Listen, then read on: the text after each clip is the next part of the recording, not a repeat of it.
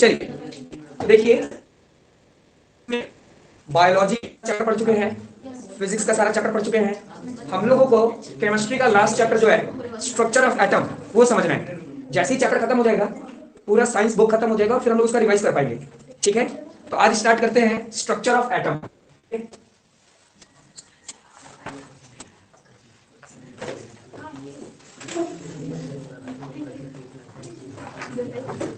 ध्यान देना, ये स्ट्रक्चर ऑफ एटम जो चैप्टर है ये क्यों जरूरी है, मैं बार बार बताया हूं कि जो भी चैप्टर साइंस में स्पेशली आप क्लास 9 में पढ़ रहे हो ये सारा चैप्टर क्लास 11 में आने वाला है। और अभी जो 9 में आप पढ़ रहे हो ना, तो समझ लो कि आप इंग्लिश का कैसे एबीसीडी पढ़ते हो, क्योंकि अगर इंग्लिश में अगर आपको एबीसीडी नहीं आता, अल्फाबेट्स नहीं आता, तो पूरा इंग्लिश आपके लिए बर्बाद है। सिमिलरली केमिस्ट्री में जो चैप्टर पढ़ाया गया 9 में, अगर वो नहीं था तो केमिस्ट्री का आपको एबीसीडी नहीं आता है। सिंपल सी बात है।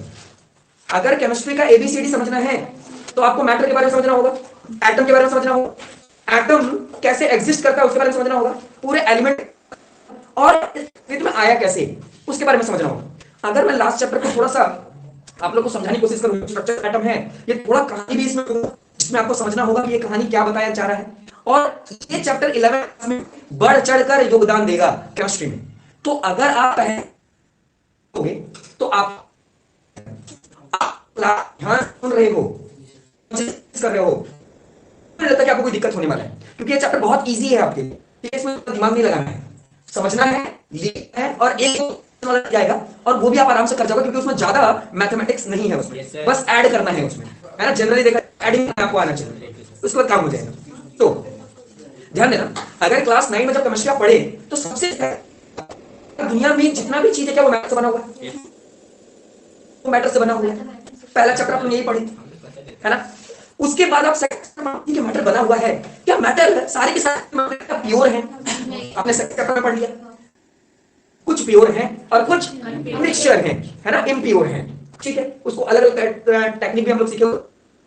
फिर थर्ड चैप्टर में आपने पढ़ा, ठीक है मैटर है, प्योर भी है, लेकिन क्या मैटर के अंदर और भी कुछ है, तो पता चला हाँ मैटर के अंदर एक अलग दुनिया है जिसको हम लोग एटम कहते हैं। जैसे हम लोग कर रहे थे तो एक छोटा हम लोग समझे थे कि अंदर एटम होता है और एटम के अंदर भी एक अलग दुनिया है जिसको हम मॉलिक्यूल में ही थोड़ा बहुत समझे थे, न्यूट्रॉन होता है। और आपके टीचर आपको बताए कि आप ये कब जब आपको चैप्टर पढ़ाए थे एटम मॉलिक्यूल, वो बोले कि इसके जस्ट बाद वाला जो चैप्टर आएगा स्ट्रक्चर ऑफ एटम, उसको ही सब एटॉमिक मौका को समझना है कि एटम्स प्रेजेंट है और एटम के अंदर सब एटॉमिक पार्टिकल प्रेजेंट है। अब ये सब एटॉमिक पार्टिकल अभी तक 3 तरह का खोज हुआ है अभी तक। देखो मैं ऐसे क्यों बोल रहा हूं, क्योंकि इसके आगे वाला खोज हुआ नहीं, तो जितना खोज हुआ है हम लोग उसी के बारे में पढ़ते हैं। हाँ, खोज लगातार चल ही रहा है। एक जैसे ही एटम डिस्कवर किया गया, पूरे जगत में जितने भी साइंटिस्ट थे तहलका मच गया, क्योंकि उनको बहुत इंपॉर्टेंट चीज मिल चुका था। मतलब बोल सकते हैं करने को बहुत सारा चीज मिल गया था कि आखिर जो चीज है वो है क्या। सारी संरचनाओं को उनको समझना था, सारे स्ट्रक्चर्स को समझना है। एग्जांपल के तौर पर बताता हूं, बायोटेक्नोलॉजी या बायोलॉजी में जाओगे तो बायोलॉजिस्ट जितने भी हैं वो लगे पड़े हुए हैं इंसान के हर शरीर के हर पुर्जे को समझना। अब पुर्जा में बोलो मतलब लगे पड़े हैं हर कि आखिर इंसान बॉडी में और वो सारे क्या क्या काम करते हैं। सिर्फ क्यों? जिज्ञासा। सिर्फ क्यों? इंफॉर्मेशन, मतलब जानकारी के लिए, सिर्फ इसलिए कर रहे हैं और कुछ नहीं। असल में देखना चाहते हैं कि अल्टीमेट फोर्स है या जो भी जिस भी तरीके से इंसान का गठन हुआ या इंसान बना तो कैसे बना, पूरी संरचना। और लगभग साइंटिस्ट लोग इंसान के शरीर के हद से ज्यादा चीज को समझ गए एक्सेप्ट ब्रेन। तो बहुत सारा पार्ट नहीं जान पा रहे,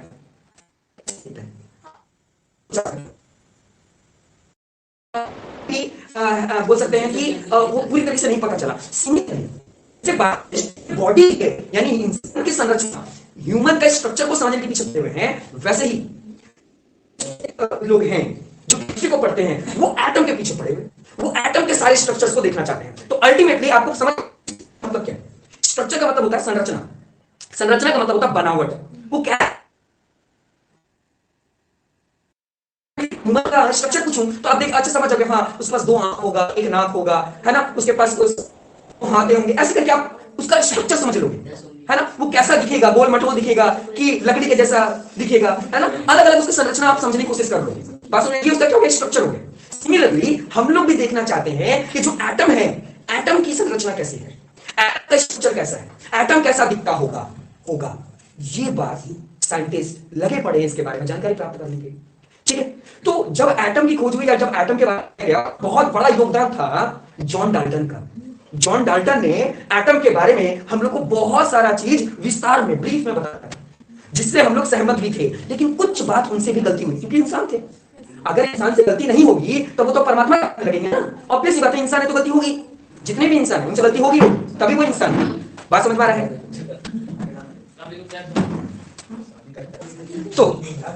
तो स्ट्रक्चर ऑफ एटम में हम लोग अल्टीमेटली यही देखेंगे कि आखिर एटम के अंदर दुनिया जो है वो कैसी है, किस तरीके के उसके अंदर को जो सब रहते हैं। तो देखो मैं तुम लोग को क्या करूंगा, पहले फ्लैशबैक दे दूंगा, हम लोग को चैप्टर में पढ़ना है, उसके बाद हम लोग चैप्टर को पढ़ेंगे। साथ और भी बहुत सारा टेलीविजन प्रोग्राम देखते होंगे, तो उसमें पहले रिकैप देता है ना, अभी तक आप लोगों ने क्या पढ़ा है ना। तो कुछ ऐसे ही मैं करूंगा, तो ध्यान देना। हम लोग ये जान चुके हैं कि इलेक्ट्रॉन, प्रोटॉन और न्यूट्रॉन, ये तीनों इस एटम का सब एटॉमिक पार्टिकल है ना। इस एटम का, अगर इस एटम को देखोगे तो इस एटम के अंदर, यानी ये जो एटम है इसके अंदर 3 सब एटॉमिक पार्टिकल हैं, 3 सब एटॉमिक पार्टिकल्स हैं, ठीक है।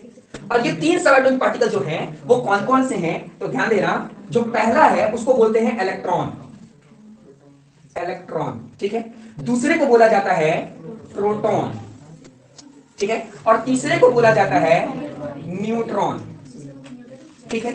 अब यानी किसी परिवार के 3 बच्चे, एक बच्चे का नाम इलेक्ट्रॉन, दूसरे बच्चे का नाम प्रोटॉन और तीसरे बच्चे का नाम न्यूट्रॉन। बात समझ में आ रहा है। अब इन तीनों को नाम तो हम लोग को पता चल गया, ठीक है। ध्यान देना, डिनोट कैसे करते हैं। डिनोट इलेक्ट्रॉन को हम लोग ई से करते हैं, बात समझ में आ रहा है। प्रोटॉन को स्मॉल लेटर पी से डिनोट करते हैं और न्यूट्रॉन को स्मॉल लेटर एन से डिनोट करते हैं। बात समझ में। ये तो हम लोग हो गया चार्जेस की बात, है ना, कि चार्जेस जो इसके अंदर हैं। तो इलेक्ट्रॉन, प्रोटॉन और न्यूट्रॉन को देखते हैं। मैं आपको पहले ही बता देता हूं कि कोई भी एलिमेंट, अब देखो मैं एलिमेंट बोला तो हमको नहीं लगता कि कोई बच्चा कंफ्यूज होगा, नहीं होना चाहिए। एलिमेंट तो जैसे सोडियम एक एलिमेंट है, सोडियम क्या है, एलिमेंट है। तो कभी भी देखना, तुम लोग गौर करना कि कभी भी जब ऐसा सोडियम लिखा रहता है, कभी पीरियोडिक टेबल देखोगे, मॉडर्न पीरियोडिक टेबल जो हेनरी मॉसले के द्वारा बताया गया था, टेंशन मत लीजिए, 10th क्लास का लास्ट चैप्टर यही है, ठीक है। तो हेनरी मॉसले के द्वारा जो मॉडर्न पीरियोडिक टेबल दिया गया, उसमें इस तरीके से सारे एलिमेंट्स लिखे गए, अलग अलग एलिमेंट सारे लिखे गए। आप लोग कभी गौर करना, तो एलिमेंट के ठीक है ना, एक साइड यहां पर लिखा हुआ है 11 और एक तरफ लिखा हुआ है 23, ठीक है। हाँ, तो अब ये कैसे पता चलेगा कि आप ये नंबर क्यों लिखे। तो ध्यान देना, कभी भी याद रखना कि ये जो नीचे में लिखा रहता है ना, ये इसका एटॉमिक नंबर, ठीक है। और ये जो ऊपर में लिखा रहता है ना, ये इसका एटॉमिक मास है, एटॉमिक मास। या फिर कंफ्यूज मत होना, कहीं कहीं मास नंबर भी लिख देते हैं, ठीक है। ध्यान देना, तो कोई भी एलिमेंट के ऊपर में कोई नंबर है, समझ लेना वो उसका मास है, वो उसका क्या है, मास है। और नीचे कोई लिखा हुआ है तो समझ लेना एटॉमिक नंबर है। क्यों रहा हूं या क्यों समझाने की कोशिश कर रहा हूं, धीरे धीरे सारा चीज देखो, एक के बाद एक चैन है, ठीक है। मैं हर पार्ट को अलग अलग बता रहा हूं और फिर सबको इंटीग्रेट करूंगा, सबको एक दूसरे से जोड़ूंगा। हर पार्ट को समझना जरूरी है। अगर पार्ट समझ जाओगे तो इंटीग्रेट आराम से हो जाएगा, जुड़ जाएगा आराम से। और अगर पार्ट नहीं समझोगे तो फिर दिक्कत आएगा। अभी तक मैंने यही बताया कि हम लोग क्या कर रहे हैं, एटम की खोज होगी, एटम की खोज होने के बाद बहुत सारे सिर्फ ये पता लगाने के लिए कि क्या एटम के अंदर भी अलग कोई दुनिया है। जॉन डाल्टन ने बता दिया एटम होता है, एटम के सारे कैरेक्टरिस्टिक्स, लेकिन और लोग लगे पड़े थे कि नहीं, इसके अंदर भी दुनिया है। और अल्टीमेटली उनको नया दुनिया दिखा, और उस दुनिया में 3 बच्चे उनको दिखे, है ना, जिनको हम लोग सब एटॉमिक पार्टिकल बोलते हैं, है ना। एक पार्टिकल का नाम इलेक्ट्रॉन, दूसरा पार्टिकल का नाम प्रोटॉन और इस तीसरे का क्या नाम हो गया, न्यूट्रॉन। हम लोग डिनोट करते हैं ई, टी और एन से, स्मॉल लेटर। इतनी बात समझ में आ गई। अब तुरंत यहाँ बताने के बाद तुम लोग कहां चला गया, एलिमेंट के पास, क्योंकि कोई भी एलिमेंट के ऊपर में जो भी नंबर लिखा रहता है वो उसका एटॉमिक मास नंबर है, ठीक है। और नीचे में जो लिखा हुआ उसका क्या है, एटॉमिक नंबर। बात समझ में आ रही। अच्छा, अब ये बात को मैं थोड़ा सा और बता रहा हूं, ध्यान देना कि जो एटॉमिक नंबर होता है हमेशा याद रखना, एटॉमिक नंबर हमेशा याद रखना क्योंकि एटॉमिक नंबर है या एटॉमिक मास, बार बार मैं नंबर लिख दे रहा हूं, पहले मास बताऊंगा ऊपर, ठीक है। एटॉमिक मास, एटॉमिक मास हमेशा याद रखना प्रोटॉन प्लस न्यूट्रॉन से निकलता है, और इससे रिलेटेड क्वेश्चन आएगा ही आएगा अगर ये चैप्टर आ रहा है तो, ठीक है। क्योंकि थोड़ा सा कहानी है और थोड़ा सा न्यूमेरिकल। मैं क्या बोला था स्टार्टिंग में, इंट्रोडक्शन में बोल रहा हूं कि ऐड करना आना चाहिए इस चैप्टर में। तो हमेशा क्या करना, एटॉमिक मास का मतलब क्या होगा कि प्रोटॉन को और न्यूट्रॉन को ऐड कर दो, यानी उनके मास को ऐड कर दो, है ना। अगर मैं स्पेशली बोल दूं तो बोला जाता है mass of proton plus mass of neutron, इन दोनों को ऐड कर दोगे तो एटॉमिक मास निकल कर आ जाता है, ठीक है। अच्छा, तो सर एटॉमिक नंबर कैसे आएगा? तो याद रखना नंबर ऑफ प्रोटॉन जितने होंगे, नंबर ऑफ प्रोटॉन जितने होंगे वही उसका, जरा सोच करके देखो, सोच करके देखो। यहां पर मैं बोल रहा हूं सोडियम का एटॉमिक नंबर, मैंने क्या बोला, मैं बोला कि सोडियम का एटॉमिक नंबर कितना है, 11 है। तो मैं क्या इस सोडियम के अंदर प्रोटॉन 11 है,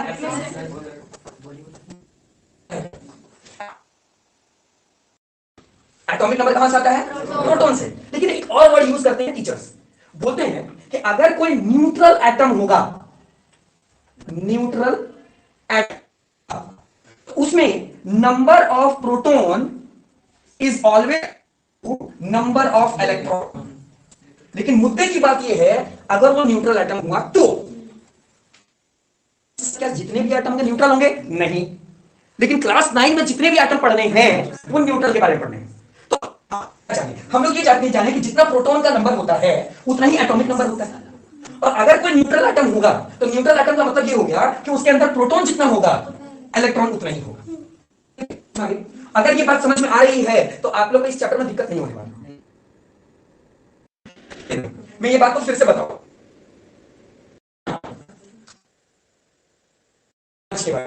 हुआ ये कि ऑब्वियस सी बात है कि जब जितने भी साइंटिस्ट थे, जब उन्होंने इलेक्ट्रॉन, प्रोटॉन और न्यूट्रॉन का खोज किया होगा तो ऐसा तो नहीं है कि सिर्फ नाम रख दिया, नाम के साथ साथ उसके सारे कैरेक्टरिस्टिक्स, सारे फीचर्स और सारे कैलकुलेशंस उन्होंने बताया, ठीक है। तो अल्टीमेटली ये पता चला, ध्यान देना मैं कैसे लिख रहा हूं, अल्टीमेटली ये पता चला कि जो इलेक्ट्रॉन होता है वो नेगेटिव होता है, वो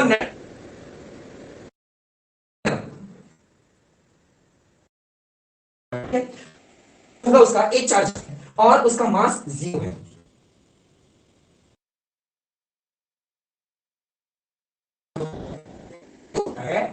ये चार्ज होता है, चार्ज होगा वो 1 होता है,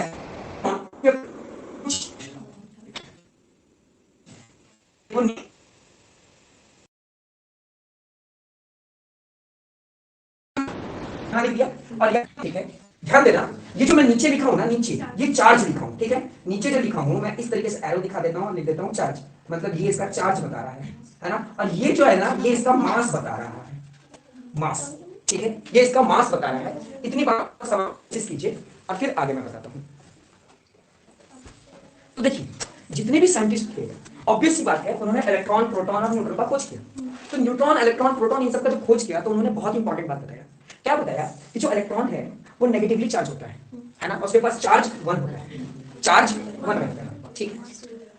जिन्होंने प्रोटॉन का खोज किया उन्होंने बताया कि जो प्रोटॉन होता है उसका चार्ज 1 होता है, वो पॉजिटिवली चार्ज होता है।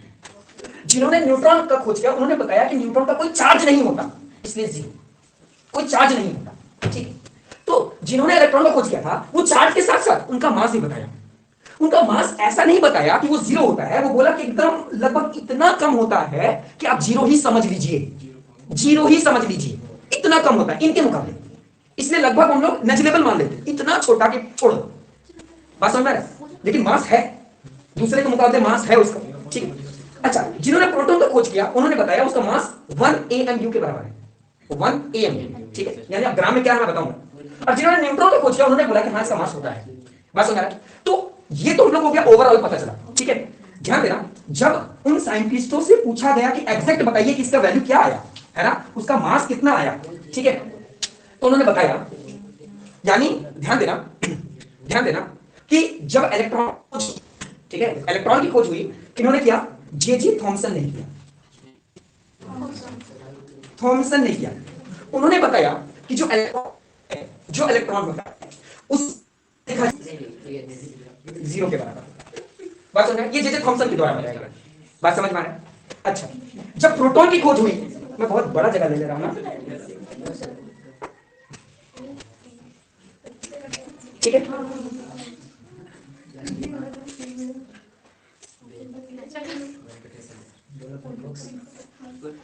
तो प्रोटॉन का खोज किसने किया?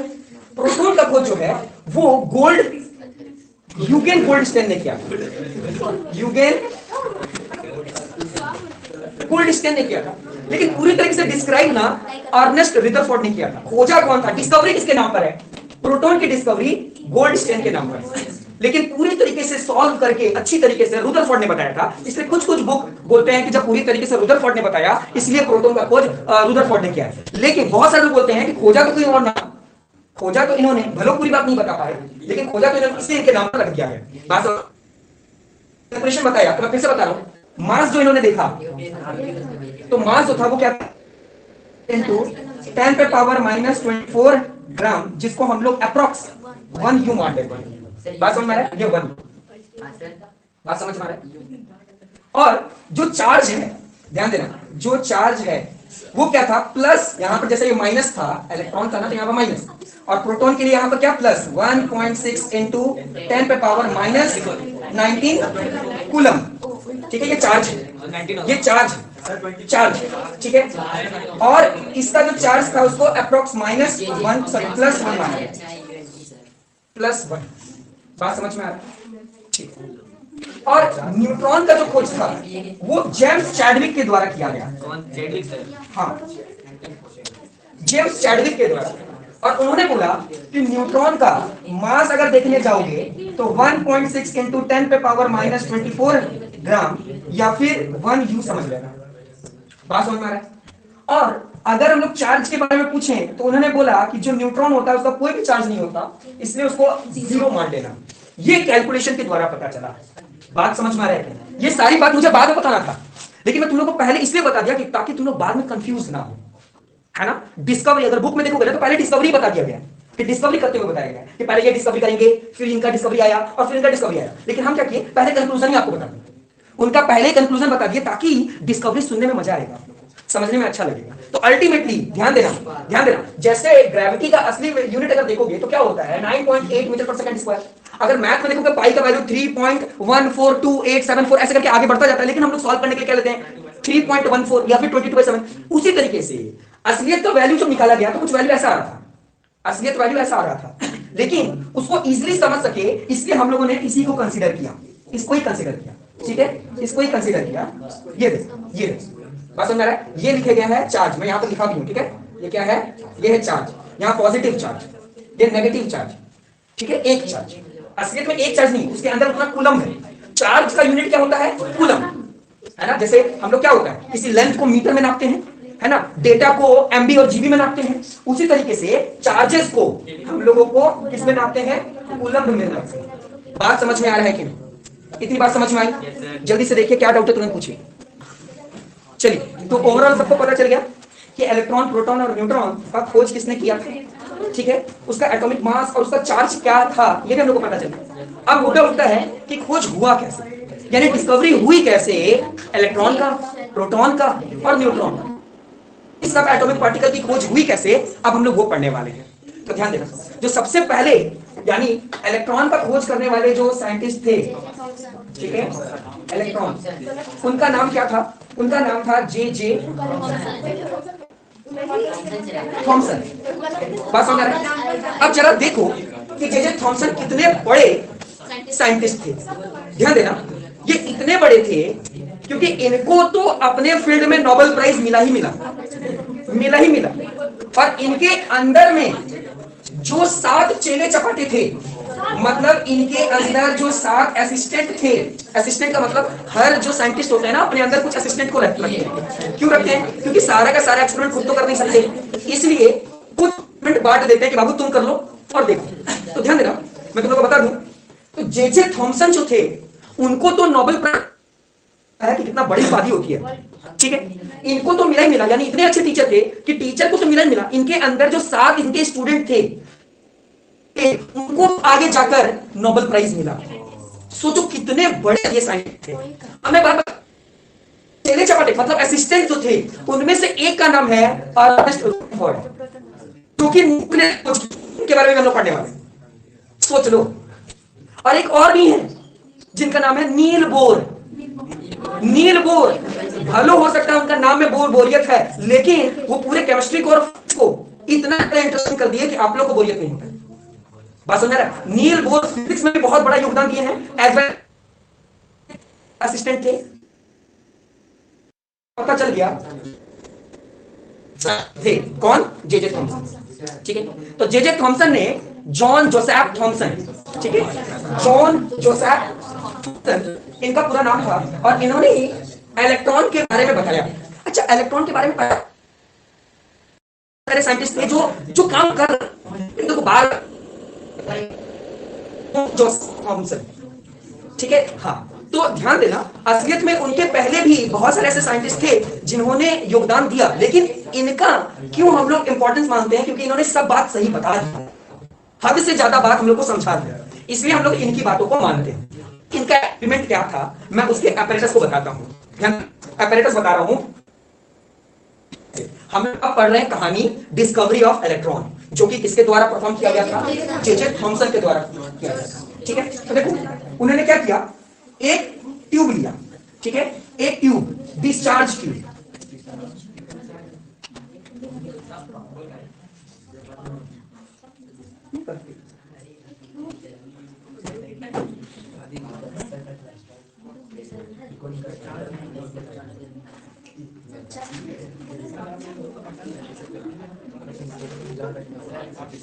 एक नोजल था, कहां से एयर पंप किया जाए,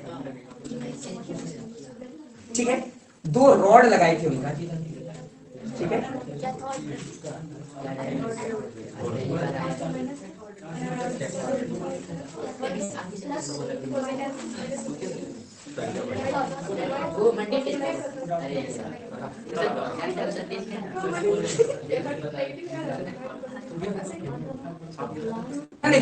ये इनका apparatus था, किनका? जे थॉमसन का।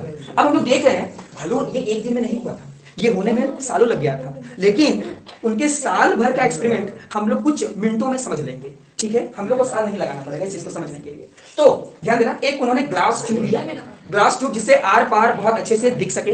बात समझ में आ रहा है? तो ये अपैरेटस को देख लीजिए, ये क्या है? ये ग्लास ट्यूब है, ठीक है, ग्लास ट्यूब पूरी तरीके से पैक था, लेकिन क्या किया गया, यहां पर एक नोजल लगा दिया गया। क्यों नोजल लगा दिया? क्योंकि यहां से एयर पंप किया जाएगा। कौन सा एयर पंप किया जाएगा? हाइड्रोजन गैस पंप किया जाएगा, ठीक है, हाइड्रोजन गैस, क्योंकि उस समय बहुत इजीली अवेलेबल था, इसलिए हाइड्रोजन गैस को यहां पर क्या किया गया? पंप किया गया। पंप करके बंद कर दिया गया। पहले तो इसको क्या किया गया था? एयर वैक्यूम कर दिया गया था। एयर वैक्यूम का मतलब होता है, कभी भी वर्ड आ जाएगा ना वैक्यूम, वैक्यूम का मतलब समझना ऐसा एरिया जहां पर एयर का बिल्कुल पार्टिकल नहीं, बिल्कुल एयर का पार्टिकल जहां नहीं हो उसको हम लोग बोलते हैं वैक्यूम। तो पहले क्या किया उन्होंने? पहले पूरा इसको वैक्यूम कर दिया। वैक्यूम कर दिया मतलब इसके अंदर एक भी एयर का पार्टिकल नहीं, और जैसे निकला उसके अंदर क्या पंप कर दिया? हाइड्रोजन गैस, ठीक है, ये रहा हाइड्रोजन गैस, इसके अंदर उन्होंने पंप कर दिया। अच्छा, दो रॉड लगाए, रड, रड होता है ना, कुछ लोग मार खाया होगा उससे, लेकिन बहुत लोग क्या है जानते होंगे कि ये जो रड लोहे का होता है, उस तरीके से प्लेट जैसा उन्होंने ऐसे रख दिया, ठीक है, ये रड। और क्या किया? एक तार को नेगेटिव टर्मिनल से जोड़ दिया। तो जैसे ही एक तार को नेगेटिव टर्मिनल से जोड़ दिया, इसलिए अब ये रड ना कहलाकर कैथोड कहलाने लगा। क्या कहलाने लगा? कैथोड। बात समझ में आ रहा है? और अगर ये रड पॉजिटिव से जोड़ दिए तो अब ये रड रड ना होकर के एनोड कहलाने लगा। क्या कहलाने लगा? एनोड कहलाने लगा। बात समझ में आ गया? जो रड, कभी भी याद रखना, आप नेगेटिव टर्मिनल से जोड़ दोगे, नेगेटिव टर्मिनल मतलब ये बैटरी है हमारा, ठीक है, ये क्या है? हमारा बैटरी है। बस समझ में आ रहा है? बैटरी के दो पॉइंट होते हैं ना, दो पार्ट होते हैं, पॉजिटिव पार्ट, एक नेगेटिव पार्ट। तो नेगेटिव पार्ट को तार के द्वारा क्या किया गया? एक रड से, है ना, लोहे के जो रड है या प्लेट से जोड़ दिया गया, तो उसको हम लोग कैथोड कहने लगे, है ना। और एक रड को क्या किया गया? बैटरी के पॉजिटिव टर्मिनल से जोड़ दिया गया, तो इसको क्या कहने लगे? एनोड कहने लगे। तो ये इनका कुल apparatus था, कुल मिलाकर apparatus यही था उनका। अब इन्होंने लाखों कुछ साल इसमें बिताया। क्यों? क्योंकि हमेशा क्या करते, जब भी बैटरी ऑन करते तो चार्ज जाता, लेकिन कुछ पता नहीं चल रहा था कि हो क्या रहा है, क्या हो रहा है इसके अंदर। तो देखो साइंटिस्ट हैं तो अपना पागलपन थोड़ा सा लगाएंगे ही। तो क्या करते, कभी कभी क्या करते, बैटरी का पावर बढ़ा देते, है ना, और कभी क्या करते, प्रेशर कम कर देते, बैटरी का पावर कम कर देते, प्रेशर बढ़ा देते, है ना। तो ये सब करने के दौरान क्या हुआ, अल्टीमेटली जब उन्होंने हाई वोल्टेज दिया, जब उन्होंने हाई वोल्टेज दिया और प्रेशर, यानी हाई वोल्टेज दिया और प्रेशर लो कर दिया, प्रेशर लो कर दिया। हाई वोल्टेज कितना? 10,000 वोल्ट, ठीक है, और प्रेशर लो कर दिया, कितना लो कर दिया, 10 पे पावर 4 ATM, ठीक है। हाँ, प्रेशर को नापा जाता है, बाद में पता चल जाएगा। यानी जब उन्होंने प्रेशर वोल्टेज हाई कर दिया और प्रेशर जैसे लो किया तो उन्होंने कुछ ऑब्जर्व किया। उन्होंने ऑब्जर्व किया कि इसके अंदर कोई रेज निकल रहा है ना, कोई रेज निकल रहा है, ठीक है, ये रेज निकल रहा है, ठीक है। मैं टेढ़ा बना दिया लेकिन वो निकल रहा था सीधा, हाँ हल्का भी एकदम सीधा निकल रहा है ना।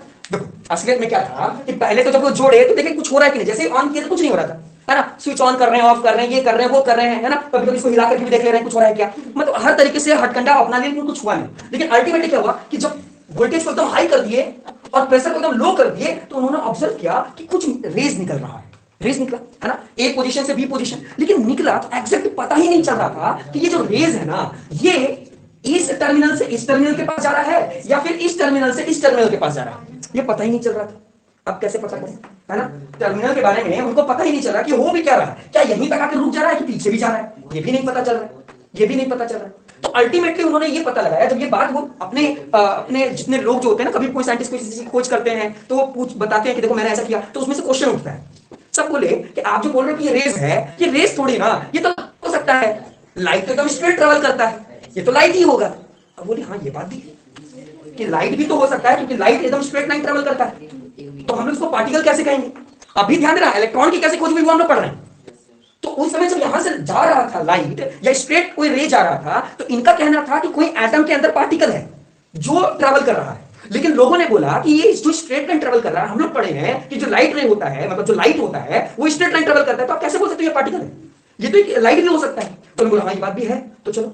अब उन्होंने क्या किया, बोला ये बात है, तो उन्होंने क्या किया, एक मैग्नेट लिया, ठीक है, हाँ एक मैग्नेट लिया, उस मैग्नेट को यूज करना है ना, उस मैग्नेट को उन्होंने यूज किया, ठीक है, उस मैग्नेट को उन्होंने यूज किया, यानी एक मैग्नेट लिया। और उससे पहले एक और बात बता देता हूं, उन्होंने एक समझ लो कि ये लिया जो गोल गोल घूमता है, उसको हम लोग क्या बोलते हैं, व्हील, पैडल व्हील, है ना, पैडल व्हील। देखो पैडल व्हील ऐसा होता है, ठीक है, ये पैडल व्हील होता है इस तरीके से, ऐसा, है ना।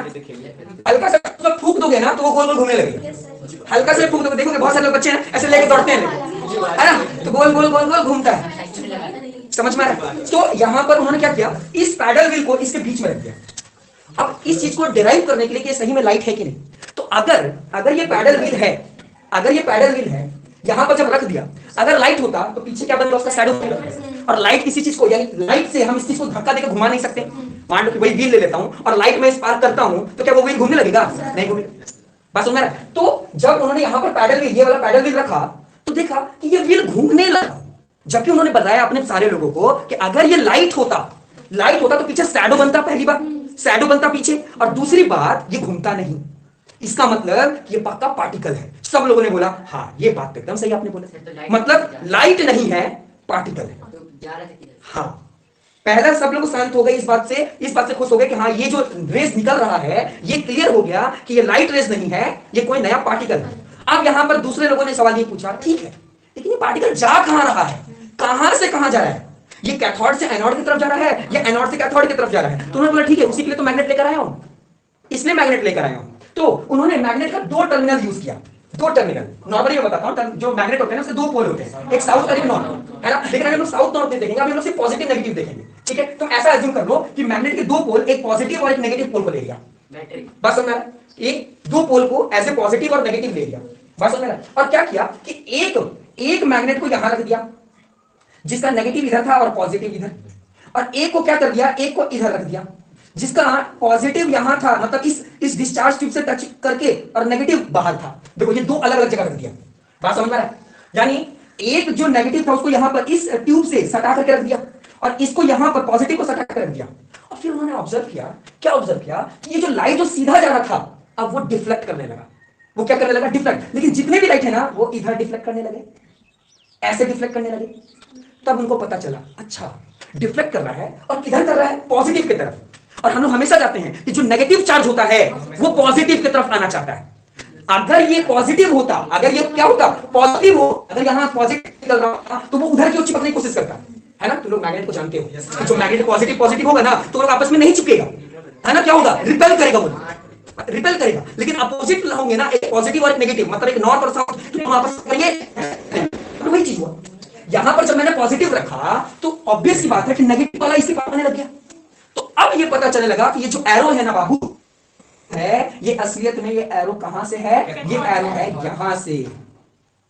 एरो पता चल गया, एरो पता चला कि कहां से निकल रहा है रेज, कैथोड से एनोड की तरफ निकल रहा है। तो कितना लाइन जा रही है? मतलब हम समझाने के लिए 3 बना है, वैसे तो बहुत सारे निकल रहे थे। अब मैं 12 बनाऊंगा तो पूरा खिचड़ी जैसा बन जाएगा ना, इसमें हम नहीं बने। बात सुन रहे हैं? अब क्या हुआ, लेकिन अभी भी क्लियर नहीं हो रहा है। ठीक है, इधर तो जा रहा है, लेकिन क्या इसमें से भी कोई रेज निकल रहा है क्या? ये बात उन्होंने नहीं सोचा। अब ये क्या हुआ कि उन्होंने ये क्या किया कि इसके पीछे एक रेज लगा, एक ना स्क्रीन लगा दिया, किसका, जिंक सल्फाइड का, है ना। और इसके पीछे भी एक क्या लगा दिया, एक लगा दिया बोल सकते हैं स्क्रीन, जिसको बोलते हैं जिंक सल्फाइड। अब मुद्दा ये हो सकता है कि सर जिंक सल्फाइड का ही क्यों, क्योंकि जिंक सल्फाइड एक तरह का फ्लोरेसेंट है। फ्लोरेसेंट का मतलब क्या होता है कि अगर कोई भी पार्टिकल उससे टकराएगा तो वो ग्लो करने लगेगा। एक नॉर्मल भाषा में बोलूं तो आप लोग रेडियम देखे होंगे, रेडियम, तो रेडियम क्या करता है, लाइट की एनर्जी को अपने आप एब्जॉर्ब कर लेता है और अंधेरे में वो चमकने लगता है क्योंकि वो चार्ज हो चुका है। बात समझ रहा है? लेकिन ये जो होते हैं ना फ्लोरेसेंट, फ्लोरेसेंट का मतलब ही क्या होता है, अगर उसमें कोई लाइट स्ट्राइक करेगा ना, लाइट जैसे स्ट्राइक करेगा तो वो बल्ब वो जलने लगेगा, ग्लो करने लगेगा। जैसे कोई लाइट स्ट्राइक करेगा तो क्या करने लगेगा, ग्लो करने लगेगा। तुम लोग की भाषा से बताता हूं, तुम लोग देखे हो मतलब वो क्रैकर्स आता है, एक पटाखा आता है जिसे जमीन में फेंको, जैसे जमीन पर टकराएगा ना तो पट से आवाज कर जाएगा। हाँ जो भी है, जो भी तुम लोग जो भी समझ में आ गया। तो आखिर क्या है कि वो किसी सरफेस से टकराएगा तो वो ग्लो मतलब वो आवाज करता है, साउंड क्रिएट करता है। तो यहाँ पर वही चीज है, जिंक सल्फाइड जो है वो एक तरह का फ्लोरेसेंट है। क्या है, फ्लोरेसेंट। और फ्लोरेसेंट किसी लाइट के पार्टिकल के टकराने से क्या कर जाता है, वो ग्लो कर जाता है। तो उन्होंने देखा कि ये इधर साइड का जो फ्लोरेसेंट है वो क्या करने लगा, वो ग्लो करने लगा। वो भी किस कलर का, ग्रीन कलर का ग्लो करने लगा। तो ये ग्रीन कलर का ग्लो किया, इसका मतलब ये है कि ऑब्वियस सी बात है लाइट इधर से ही आ रही है और इस प्लेट को पेनिट्रेट भी कर रही है। मतलब इस जो प्लेट को आर पार चली जाएगी, तभी तो ये इससे टकरा रही है। बात समझ में आ रहा है? मतलब वो लाइट इतना ताकतवर है, उनको ये पता चला कि ये चार्ज इतना ताकतवर है कि ये इस प्लेट को यानी एनोड को पेनिट्रेट कर जा रहा है और आर पार करके बाहर वाली जो स्क्रीन है उनको भी टच कर जा रहा है। इसलिए ये ग्लो करने लग गया। कौन से कलर में, ग्रीन कलर में। अल्टीमेटली पूरी तरीके से साबित हो गया कि ये जो रेज निकल रहा है वो इलेक्ट्रॉन जो रेज है वो कैथोड रे से ही निकल रहा है। और कैथोड रे क्योंकि नेगेटिव चार्ज से, नेगेटिव टर्मिनल से जुड़ा हुआ है, इसका मतलब ये पूरा का पूरा पार्ट नेगेटिव है और इसमें से जो रेज निकल रहा है वो गारंटी क्या होगा, नेगेटिव होगा। और इसलिए नेगेटिव रे को नाम रख दिया इलेक्ट्रॉन। समझ में आया कि नहीं?